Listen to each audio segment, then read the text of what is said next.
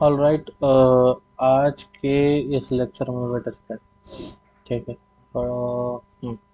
तो आज के इस लेक्चर में हम लोग पढ़ेंगे लीनियर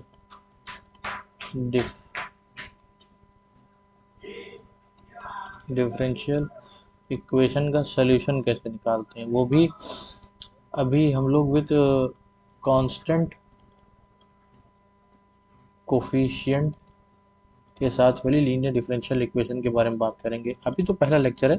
पहले लेक्चर में हम लोग अभी सिर्फ और सिर्फ C F and P I के कैलकुलेशन के बारे में बात करेंगे। अगर आपने ये लेक्चर देखा तो इसका सर्च किया तो इसका मतलब सी एफ और पी आई के बारे में अगर जानते नहीं जानते हैं तो अभी हम लोग सी एफ पी आई के बारे में बात करते हैं। ठीक है। मान लीजिए कोई एक लीनियर डिफरेंशियल इक्वेशन है विद कांस्टेंट कोएफिशिएंट जो इस फॉर्म में है ए one d of n minus 1 plus a2 d of n minus 2 plus this continues as a of n, and this will be y is q, where q will be some function of x or whatever, where d is d by dx here। ये decide करेगा कि dx हो गया dt हो गया, q किस तरह का फंक्शन है इस पर डिसाइड करेगा। ठीक है। तो इस तरह की जो डिफरेंशियल इक्वेशन होती है उसका जो जर्नल सोल्यूशन होता है, सोल्यूशन वो असल में एक फॉर्म में होता है। वो फॉर्म होता है C F complementary function plus particular integral, इसके फॉर्म में होता है। ठीक है। तभी हम लोग जानेंगे कि इस लेक्चर में हम लोग सिर्फ और सिर्फ कॉम्प्लीमेंट्री फंक्शन के रिलेटेड ही बात करेंगे। कॉम्प्लीमेंट्री फंक्शन कैसे निकालते हैं for given differential equation. There are some set of rules, आपको उस रूल्स को फॉलो करना, बस बाकी कुछ है नहीं। देखिए, convert given equation into an auxiliary equation। Second, find roots of that formed equation. उस जो फॉर्म्ड इक्वेशन हुई उसके रूट्स निकालो। ठीक है। अब क्या होगा, मान लो रियल एंड यूनिक रूट्स आए।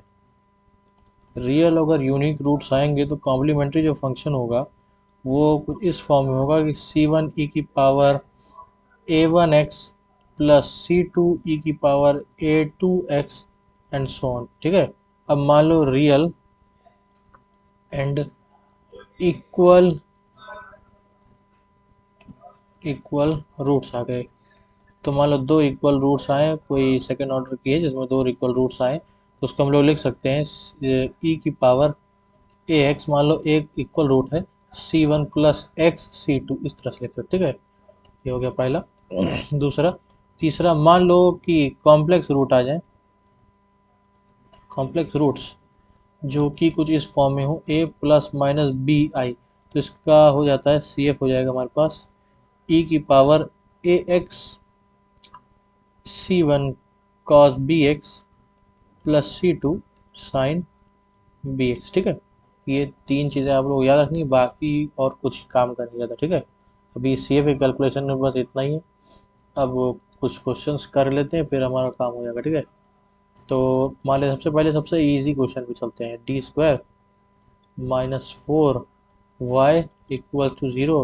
फिर सिमिलरली इसके साथ हम लोग करेंगे D square plus four y four ये इक्वल्स टू ज़ीरो। और ये तीसरा हम लोग ले लेते हैं डी माइनस टू का whole square y equal to zero. ये तीन क्वेश्चन, सेकेंड, ये तीन क्वेश्चन ले लेते हैं और देखते हैं इन तीन क्वेश्चन को सॉल्व कैसे करना है। ठीक है। ऑक्सिलरी इक्वेशन में डी को एम से रिप्लेस कर दो, एक और एक इक्वेशन बना लो। तो हमारे पास बन जाएगा m square minus four equal to zero. इसके रूट्स आ गए हमारे पास प्लस माइनस टू। तो हमारे पास यूनिक रूट्स हैं, यूनिक रूट्स आ गए हमारे पास। ठीक है। तो इसकी जो C F particular complementary function बनेगा वो हमारे पास आएगा सी वन ई की पावर टू एक्स प्लस सी टू ई की पावर माइनस टू एक्स। ठीक है। इसको हम लोग देखते हैं, तो अगर डी को एम से रिप्लेस करें तो हमारे पास आएगा m square plus four equal to zero. M की वैल्यू आ जाएगी प्लस माइनस टू आई। तो यहाँ से कॉम्प्लीमेंट्री फंक्शन हमारे पास आ जाएगा e की पावर 0x, क्योंकि यहाँ 0 है, c1 cos 2x plus c2 sin 2x। ठीक है, यहाँ पर हम लोग करें d को m से रिप्लेस कर देते हैं, हमारे पास बनेगा m माइनस 2 का whole square equal to 0। So m will be 2 comma 2, दो वैल्यूज आ गई, यूनिक सोल्यूशन, इक्वल रूट्स। तो हमारे पास CF आ जाएगा हमारे पास e की power 2x c1 plus x c2। ठीक है, ये हमारा हो गया। अब इसी के हिसाब से एक दो क्वेश्चन और ले लेते हैं, फिर हमारा लेक्चर को एंड करें। ठीक है, चौथा मान लीजिए D square minus 3d plus 2y equal to 0। इसको हमें सॉल्व करना है। सबसे पहले d को m से रिप्लेस कर दो।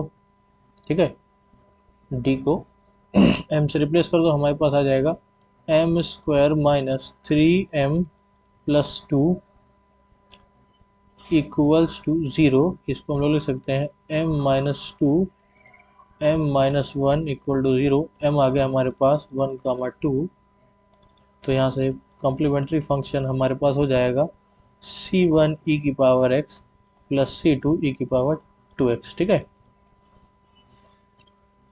और एक और लोग बुक से देख लेते हैं। ठीक है, ये बुक है HK दास, आप लोग इस बुक को फॉलो कर सकते हैं।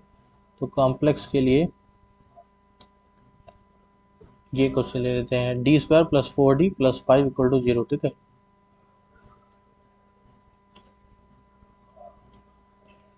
फिफ्थ क्वेश्चन हमारे पास, जैसे इसने लिखा है d2y by dx2 plus 4dy by dx plus 5y equal to 0। Check कर लेते हैं, यही है ना, प्लस 4dy। ठीक है, अब अगर इस तरह से दिया हो तो कुछ नहीं करना, इसको डी वाले फॉर्मेट में चेंज कर दो। तो डी को तुम लिख सकते हो, ऐसे कह सकते हो कि डी बाय डी एक्स हम लोग लिख रहे हैं डी। ठीक है, तो यहाँ से हो जाएगा हमारे पास डी स्क्वायर, वाई को पूरे हम कॉमन ही ले लेंगे, D square plus 4d plus 5, यहाँ से वाई कॉमन ले लेंगे, ये हमारे पास आ जाएगा 0। ऑक्सिलरी इक्वेशन में कन्वर्ट कर देंगे, डी को m से रिप्लेस करेंगे, हमारे पास आ जाएगा m square plus 4m plus 5 equal to 0। Formula लगाएंगे क्वाड्रेटिक का, m equals to minus b plus minus under root b square minus 4ac upon 2a। इसको सॉल्व करेंगे, हमारे पास आएगा m equal to minus 4 plus minus इसका आएगा under root of minus 4 upon 2 आएगा minus 4 plus minus i2 upon 2 minus 2 plus minus i। अब यहाँ से हम लोग तो कॉम्प्लीमेंट्री फंक्शन लिख सकते हैं, होगा हमारे पास e की power minus 2x c1 cos x plus c2 sin x। ठीक है, ये हो गया